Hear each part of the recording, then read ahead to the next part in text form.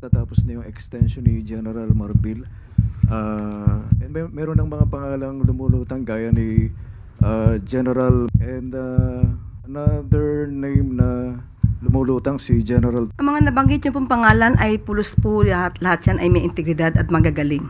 Okay, but do you agree with the statement of former Senator De Lima dun sa naging statement ni Vice President Sara Duterte? Kung yan naman po ang nais niya, hayaan na lang natin po itong gumulong.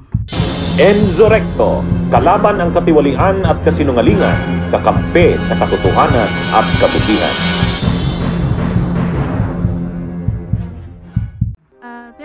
Meron po bang reaction from Malacanang dun sa naging statement po ni Alyansa Campaign Manager Toby Chanco na isinisisi po niya doon sa impeachment na isinulong against VP Sara yung pagkatalo po ng ibang kandidato po ng Alyansa? Wala pa po napaparating sa atin ang anumang reaksyon ng Pangulo patungkol dyan, kung yan man po ay totoo. Ang tangi lamang po nga naibigay sa atin na informasyon ay dapat pong iwanan na kung ano man yung mga naging issue nung panahon ng pangangampanya at magpatuloy na lamang po ang bawat isa ng kanilang trabaho para po naman ito ay sa taong bayan. Quick follow-up lang po, hindi po ba kakausapin ng Pangulo si Kong Toby para po sabi nyo nga iwanan na dahil tapos na yung panahon ng kampanya, may mga nanalo na po? Wala pong napaparating sa atin ganyan sa ngayon. Yusek, may we have your reaction lang dun sa naging statement ni Vice President Sara Duterte that she wants the impeachment trial to pursue because she wants to see blood back. Your comment on that? Medyo may pagkabayolente ang tugon ng ating Vice Presidente pero we hope that it is just a figure of speech and it should not be taken literally. Kung yan naman po ang nais niya at talaga naman po magkakaroon ng balitaktakan kapag nagkaroon ng trial, hayaan na lang natin po itong gumulong. Sa point of view po ng Palace, whose blood should be spilled? Hindi po makikialam ang Pangulo patungkol sa ganyang issue.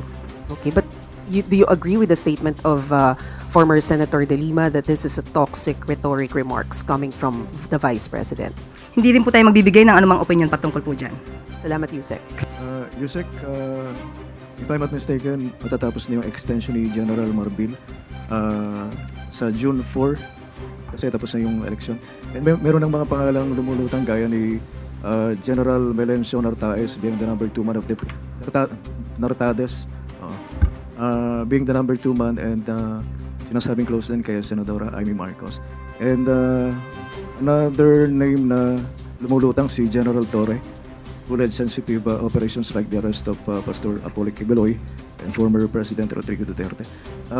Meron na po bang take dito si Pangulong Marcos? At may nabanggit po ba si Pangulong Marcos kung ano yung possible criteria na mapipili niya as the next Chief PNP?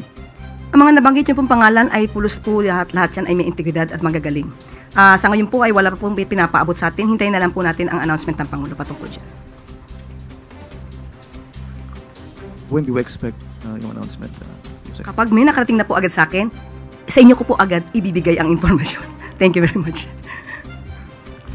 May utos po ba si Presidente kung meron man kaugnay ng problema po ngayon sa Visayas about the condition of the San Juanico Bridge?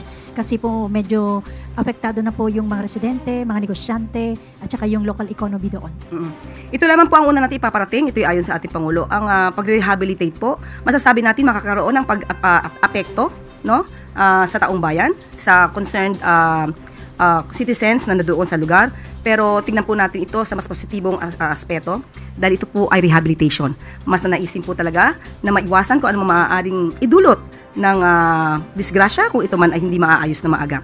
So, sa ngayon po ay nagkaroon po ng blue alert. Ibig sabihin nasa heightened alert ang mga concerned agencies para po matugunan, marespondihan kung ano man po ang pangangailangan ng mga tao na aapektuhan. Nagkaroon na rin po ng multi-task force at magkakaroon din po ng public assistance desk on both sides doon sa bridge at may 24-hour patrol unit na rin po for safety monitoring.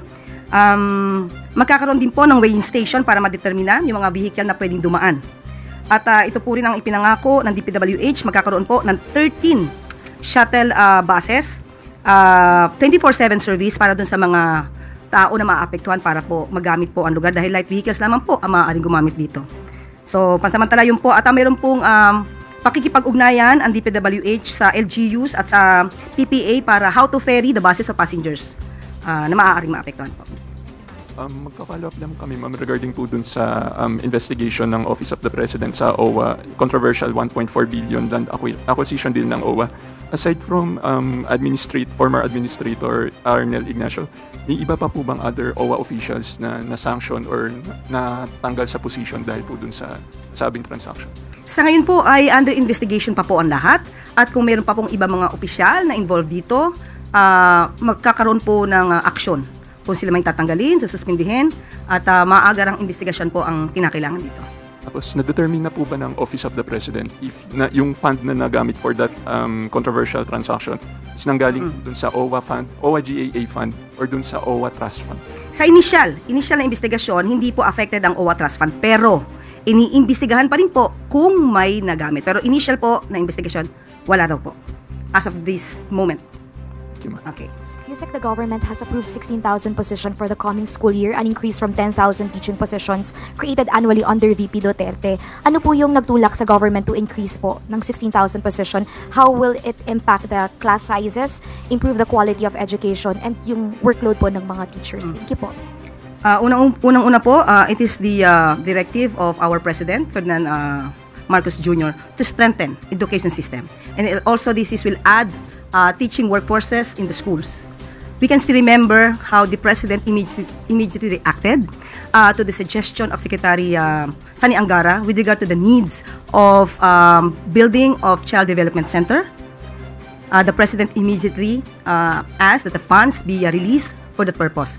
So with this, ang gusto po talaga ng Pangulo ay mabawasan ang kakulangan ng mga guro sa bawat eskwela. Ito lamang po ay unang parte, 16,000 teaching positions ay unang parte lamang po dahil ang target po ay 20,000 teaching positions po. At ang nais po natin at ang nais po ng Pangulo ay mabigyan po ang bawat estudyante, matutukan po ng ang kanilang guro para po mas maging maganda ang kanilang pagsasanay at pag-aaral. Na meron pong pondong inilaan po dito. Lumalabas po na ang pondo ay 4.19 billion. Ito po ay kasama po sa DepEd's built-in appropriation under 2025 GAA. So, tingnan na lang po natin kung ano pa ang magiging proyekto pagdating po dito at mas gugustuhin po rin natin na magkaroon po ng mas maraming classrooms para sa darating na pasukan. Bunyog, bunyog, halikan na kasama ka. Bunyog, kapag buklod ay may pag-asa.